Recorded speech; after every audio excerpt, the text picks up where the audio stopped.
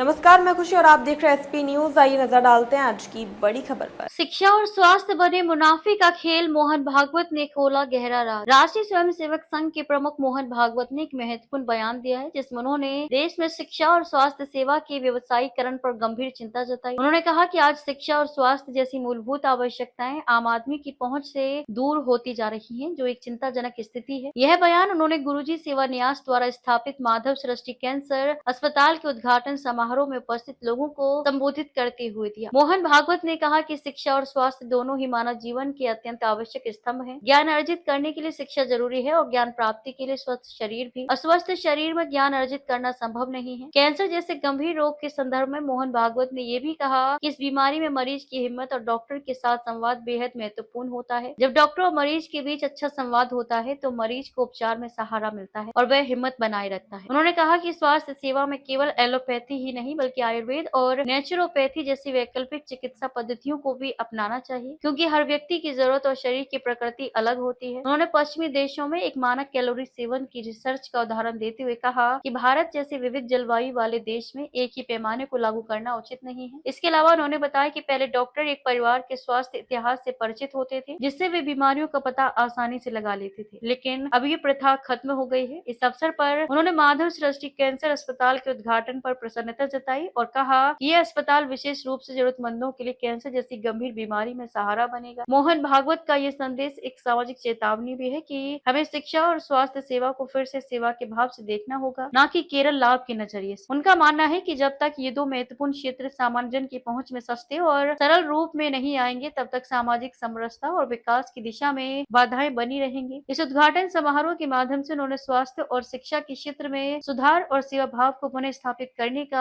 आह्वान किया। खबरों में अब तक के लिए बस इतना ही। फिर होगी आपसे मुलाकात ऐसी एक और बड़ी खबर के साथ। अब तक के लिए नमस्कार और देखते रहिए एसपी न्यूज।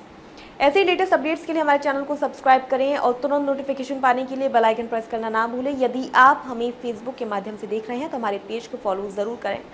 धन्यवाद।